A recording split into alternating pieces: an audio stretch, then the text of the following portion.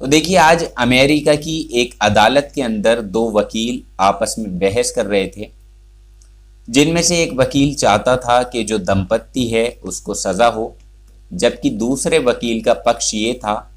कि इस दंपत्ति को बाहर रखा जाए, क्योंकि दरअसल बात ही कुछ ऐसी थी। जहां अदालत में बहस होने के बाद जज साहब भी कुछ ऐसे नतीजे पर पहुंचे कि जो पत्नी होती है उसको तो 2 महीने की सजा सुनाई जाती है, 2 महीने तक उसको सलाखों के पीछे रहना था, जबकि उसके पति को पूरे 2 साल की सजा सुनाई गई।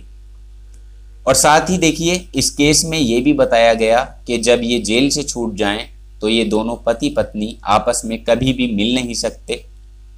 और अगर मिले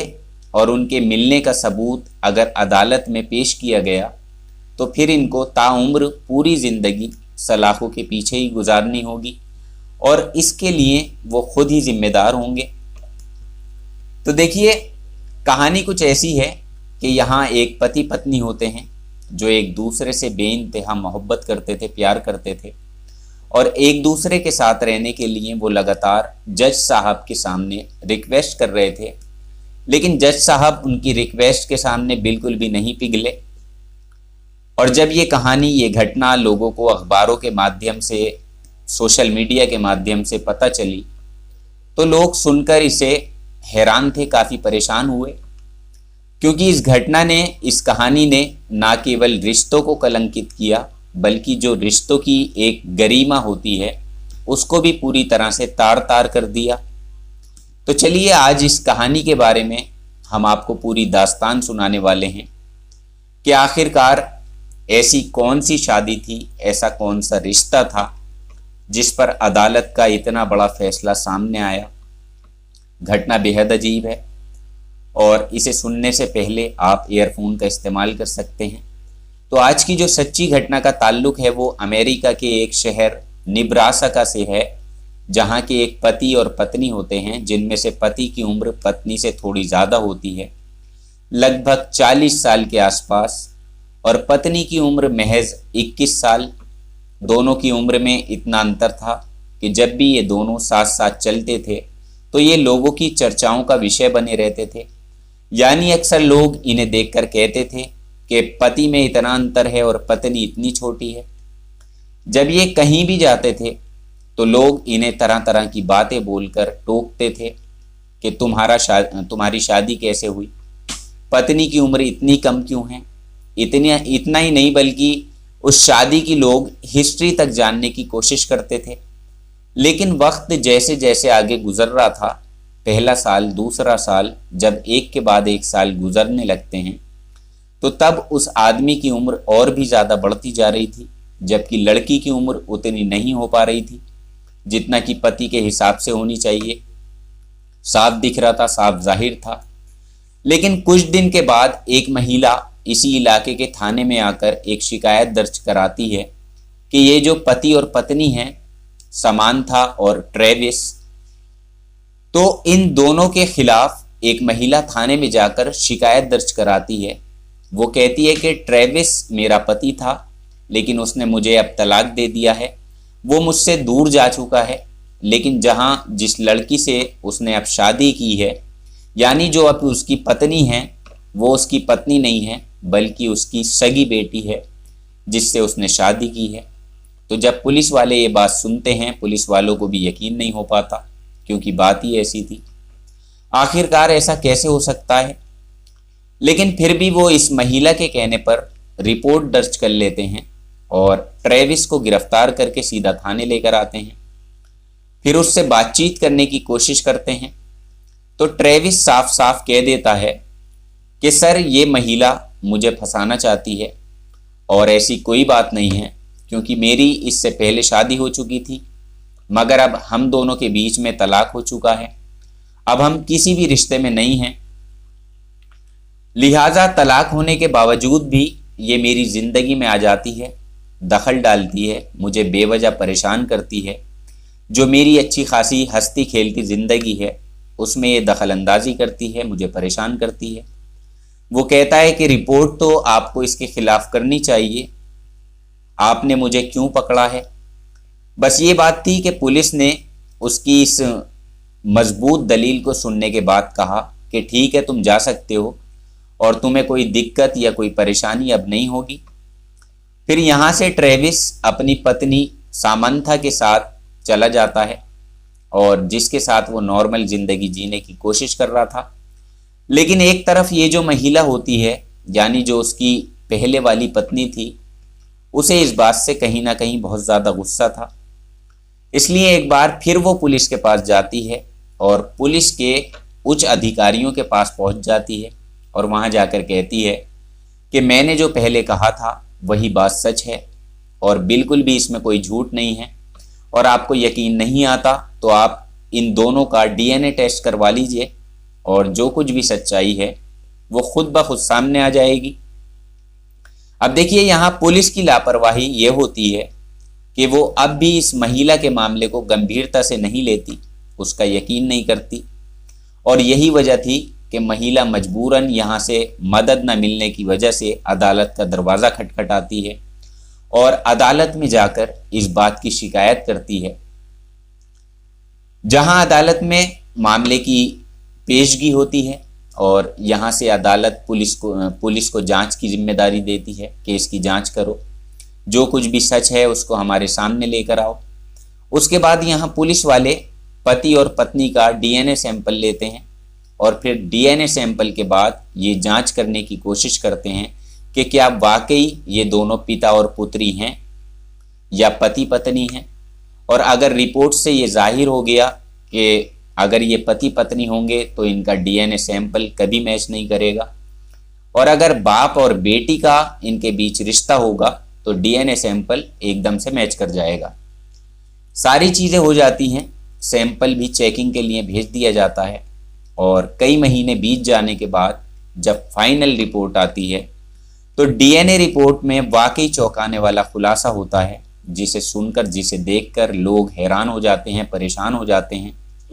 क्योंकि कुल मिलाकर डीएनए सैंपल यहाँ मैच हो जाता है। क्योंकि ये मामला लगातार अमेरिका में अलग अलग अखबारों में और सोशल मीडिया पर इस कदर छाया हुआ था कि जो महिला ने शिकायत की थी आए दिन उसके बयान लिए जाते थे, इसकी कवरेज होती थी। तो जैसा कि महिला ने बताया था, उसके बयानों के आधार पर ये बात बिल्कुल पुख्ता हो जाती है, यानी कि ये बात बिल्कुल सच निकलती है। उसके बाद फिर ये मामला अदालत में चलता है और अदालत में जब दोनों पक्ष के वकील अलग अलग तरह से अपनी बातों को रख रहे थे, तब अदालत के जज साहब ने इस पूरे मामले की शांति से सुनवाई की और उसे सुनने के बाद ये फैसला दिया कि ये दोनों कभी भी एक दूसरे के साथ नहीं रह सकते, क्योंकि इन्होंने रिश्तों की मर्यादाओं को बिल्कुल तार तार कर दिया है। इसलिए कानून के तहत यहाँ जो महिला है उसको तो 2 महीने की सज़ा दी जाती है और उसके पति को तकरीबन 2 साल की सज़ा सुनाई जाती है, यानी जो पिता भी था। और जब इनको जेल भेज दिया जाता है तभी कुछ पत्रकार लोग सज़ा के दौरान उससे सवाल करते हैं कि आखिरकार ये तुम्हारी अगर बेटी है तो ये बेटी हुई कैसे, बस यही जानना चाहते हैं, क्योंकि सन 2000 के आसपास ये लड़की पैदा होती है। तो दरअसल आपको बता दें कि जिससे ट्रेविस की शादी हुई थी उस महिला के साथ शुरुआती ज़िंदगी में सब कुछ ठीक ठाक चल रहा था। हालांकि इसमें अपनी पहली पत्नी के साथ में कुछ वक्त ही बिताया था इसने और दोनों साथ साथ रहते थे, लेकिन साथ साथ रहने के बाद उनके रिश्ते के बीच कुछ ऐसी स्थितियां बनी जहां दोनों के बीच विवाद हो जाता है और विवाद के साथ ही इन दोनों का तलाक भी हो जाता है। और जिस वक्त तलाक हुआ था तब वो नहीं जानता था कि उसकी पत्नी प्रेग्नेंट है और उसके पेट में एक बेटी है, क्योंकि जब ये दोनों बिल्कुल अलग रहने लगते हैं तो कुछ दिन के बाद ही एक लड़की सन 2000 में इन्हें पैदा होती है। और जब ये लड़की पैदा होती है तो धीरे धीरे करके वक्त आगे गुजरता है, माँ अलग रहने लगती है और बेटी जब 17 साल की थी तो उस दौरान ये अचानक ही अपने पिता से टकरा जाती है, जहाँ एक दूसरे के टकराने के बाद इनकी मुलाकात होती है